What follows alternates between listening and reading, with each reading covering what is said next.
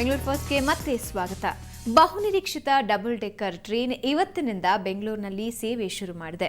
ಆದರೆ ಮೊದಲ ಪ್ರಯಾಣಕ್ಕೆ ನೀರಸ ಪ್ರತಿಕ್ರಿಯೆ ವ್ಯಕ್ತ ಆಗಿದೆ. ಪರಿಣಾಮ ರೈಲ್ವೆ ಇಲಾಖೆ ಪ್ರಯಾಣಿಕರಿಂದ ಟ್ರೈನ್ ಬಳಕೆ ಹೆಚ್ಚಿಸಲು ಹೊಸ ಪ್ಲಾನ್ ರೆಡಿ ಮಾಡಿದೆ. ಅದೇನು ಅಂತ ನೀವೇ ನೋಡಿ.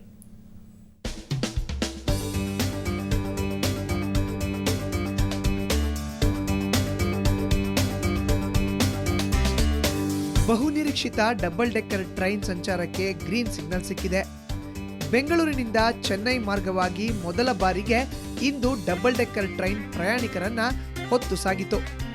ಹೈಟೆಕ್ ಫೆಸಿಲಿಟಿ ಹೊಂದಿರೋ ಈ ಡಬಲ್ ಡೆಕ್ಕರ್ ಟ್ರೈನ್ ಪ್ರಯಾಣಿಕರನ್ನ ಸೆಳೆಯೋದ್ರಲ್ಲಿ ಮಾತ್ರ ವಿಫಲವಾಗಿದೆ.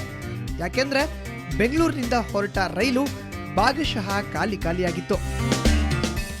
ಕಡಿಮೆ ಇದ್ರೂ ಕೂಡ ಇವತ್ತೊಂದು ದಿವಸನೇ ಸ್ಟಾರ್ಟ್ ಆಗಿರೋದ್ರಿಂದ day by day it will have its own effect. ಪ್ರಚಾರ ಬೇಕು ಒಂದು 2 days 3 days 1 week next it will have fantastic crowd.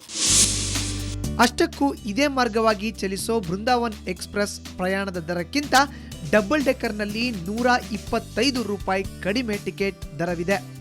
ಇಷ್ಟಾದರೂ ಇಂದು ಡಬಲ್ ಡೆಕ್ಕರ್ನಲ್ಲಿ ಪ್ರಯಾಣಿಸಿದವರು ಕೇವಲ 582 ಮಂದಿ ಮಾತ್ರ.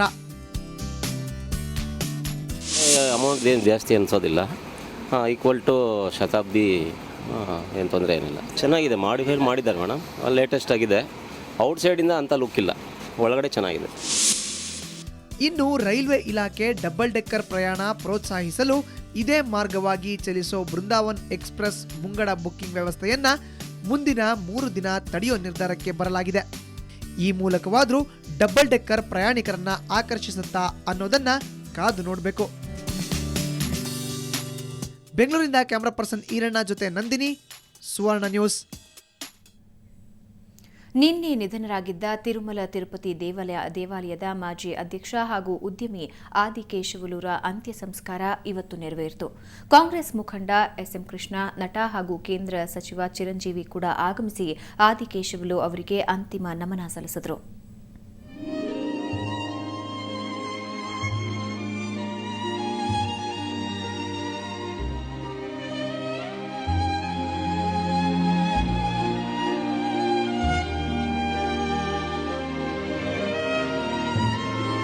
ಆದಿಕೇಶವಲು ನಾಯ್ಡು ಆಂಧ್ರ ಹಾಗೂ ಕರ್ನಾಟಕದ ಜನರಿಗೆ ಚಿರಪರಿಚಿತರಾಗಿದ್ದ ವ್ಯಕ್ತಿ. ಟಿಟಿಡಿ ಮಾಜಿ ಅಧ್ಯಕ್ಷರಾಗಿದ್ದ ಆದಿಕೇಶವಲು ಅವರು ಉದ್ಯಮಿಯೂ ಆಗಿದ್ರು. ರಾಜ್ಯದಲ್ಲಿ ಆಸ್ಪತ್ರೆ ಸೇರಿದಂತೆ ಹಲವು ಉದ್ಯಮಗಳನ್ನು ಸ್ಥಾಪಿಸಿದ್ರು. ದೀರ್ಘಕಾಲದ ಅನಾರೋಗ್ಯದಿಂದ ಬಳಲ್ತಾ ಇದ್ದ ಆದಿಕೇಶವಲು ನಾಯ್ಡು ಬೆಂಗಳೂರಿನ ವೈದೇಹಿ ಆಸ್ಪತ್ರೆಯಲ್ಲಿ ಚಿಕಿತ್ಸೆ ಪಡೆದಿದ್ರು. ಆದರೆ ಚಿಕಿತ್ಸೆ ಫಲಕಾರಿಯಾಗದೆ ವಿಧಿವಶರಾಗಿದ್ದಾರೆ. ಇವರ ನಿಧನಕ್ಕೆ ಗಣ್ಯರು ಹಾಗೂ ಕುಟುಂಬದವರು ಕಂಬನಿ ಮಿಡಿದಿದ್ದಾರೆ.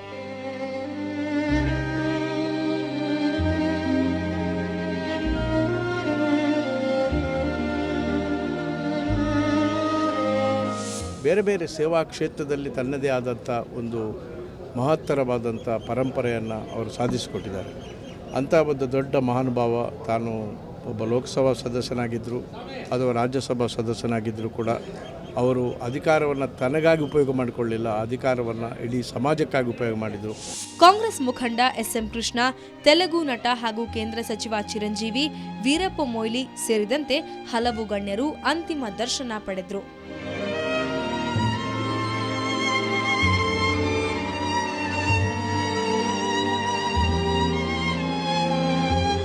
ಬ್ಯೂರೋ ರಿಪೋರ್ಟ್, ಸುವರ್ಣ ನ್ಯೂಸ್.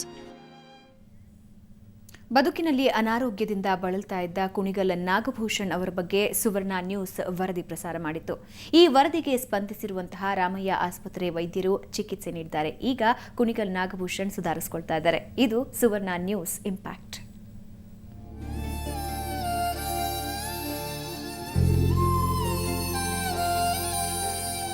ಕುಣಿಗಲ್ ನಾಗಭೂಷಣ್ ಖ್ಯಾತ ಸಂಭಾಷಣೆಕಾರ.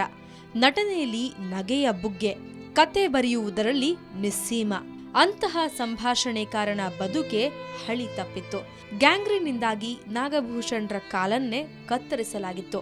ನಗುವಿನ ಚಿಲುಮೆಯಂತಿದ್ದ ನಾಗಭೂಷಣ್ ಮುಖದಲ್ಲಿ ಬರೀ ನೋವು ತುಂಬಿತ್ತು. ಈ ಬಗ್ಗೆ ಸುವರ್ಣ ನ್ಯೂಸ್ ವಿವರವಾಗಿ ಒಂದು ವರದಿಯನ್ನ ಬಿತ್ತರಿಸಿತ್ತು. ಸುದ್ದಿ ವೀಕ್ಷಿಸಿದ ಚಿತ್ರರಂಗದ ಗಣ್ಯರು ಸಹಾಯ ಮಾಡಿದ್ರು. ಜೊತೆಗೆ ರಾಮಯ್ಯ ಆಸ್ಪತ್ರೆ ಪೂರ್ತಿ ಚಿಕಿತ್ಸೆಯನ್ನು ನೀಡುವುದಾಗಿ ಹೇಳಿತ್ತು.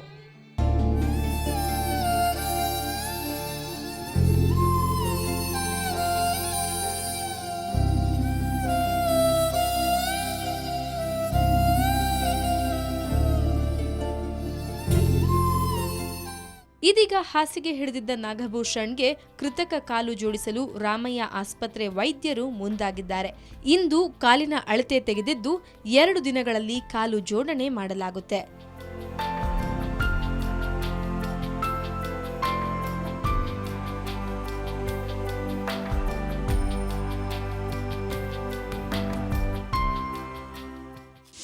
ಅವ್ರಿಗೆ we have taken a measurement for N artificial limb. ಆಮೇಲೆ ಫಿಸಿಯೋಥೆರಪಿಸ್ ಅವ್ರಿಗೆ ಟ್ರೈನಿಂಗ್ ಮಾಡಿ ಹೇಗೆ ನಡೆಯೋದಂತ ಹೇಳ್ಕೊಡ್ತಾ ಇದ್ವಿ. ಆಮೇಲೆ ಲಿಂಬ್ ಹಾಕಿದ ಮೇಲೆ how use to walk normally, so that ಬೇರೆಯವ್ರಿಗೆ ಏನು ಗೊತ್ತಾಗಲ್ಲ ಅವ್ರಿಗೆ ಕಾಲು ಇದೆಯಾ ಇಲ್ಲ ಅಂತ. ಇನ್ನು ಸಹಾಯ ಮಾಡಿದ ದಾನಿಗಳಿಗೆ ಹಾಗೂ ಸುವರ್ಣ ನ್ಯೂಸ್ಗೆ ನಾಗಭೂಷಣ್ ಧನ್ಯವಾದ ಹೇಳಿದ್ದಾರೆ. ಮೊಟ್ಟ ಮೊದಲಿಗೆ ಸುವರ್ಣ ನ್ಯೂಸ್ ಅವ್ರಿಗೆ ನನ್ನ ಧನ್ಯವಾದಗಳು, ಅಭಿನಂದನೆಗಳನ್ನ ತಿಳಿಸ್ಬಿಟ್ಟು, ಯಾಕೆಂದರೆ ಇಡೀ ಜಗತ್ತಿಗೆ ನನ್ನ ಪರಿಚಯ ಆಗೋ ಹಾಗೆ ಮಾಡಿಕೊಟ್ರು. ನಿಮ್ಮೆಲ್ಲರ ಮುಂದೆ ತೆರೆ ಮೇಲೆ ಮತ್ತೆ ನಾನು ಹಳೇ ನಾಗಭೂಷಣಾಗೇ ಬರಬೇಕು, ಬಂದೇ ಬರ್ತೀನಿ ಅಂತ ಆಶ್ವಾಸನೆ ಕೊಡ್ತಾ ಇದ್ದೀನಿ. ಒಟ್ನಲ್ಲಿ ಹಿರಿಯ ಸಂಭಾಷಣೆಕಾರ ಕುಣಿಗಲ್ ನಾಗಭೂಷಣ್ ಬಾಳಲ್ಲಿ ಮತ್ತೆ ಬೆಳಕು ಮೂಡಿದೆ. ಈ ಮೂಲಕ ನಾಗಭೂಷಣ್ ಮರಳಿ ಸಿನಿಮಾ ಜಗತ್ತಿಗೆ ಎಂಟ್ರಿ ಆಗುವ ವಿಶ್ವಾಸವನ್ನು ವ್ಯಕ್ತಪಡಿಸಿದ್ದಾರೆ. ಬೆಂಗಳೂರಿನಿಂದ ಕ್ಯಾಮ್ರಾ ಪರ್ಸನ್ ಯುಗಂಧರ್ ಜೊತೆ ಮಮತಾ ಮರ್ಧಾಳ್, ಸುವರ್ಣ ನ್ಯೂಸ್. ಇದು ಇವತ್ತಿನ ಬೆಂಗಳೂರು ಫಸ್ಟ್ ನೇರ ದಿಟ್ಟ ನಿರಂತರ ಸುದ್ದಿಗಾಗಿ ನೋಡ್ತಾ ಇರಿ ಸುವರ್ಣ ನ್ಯೂಸ್.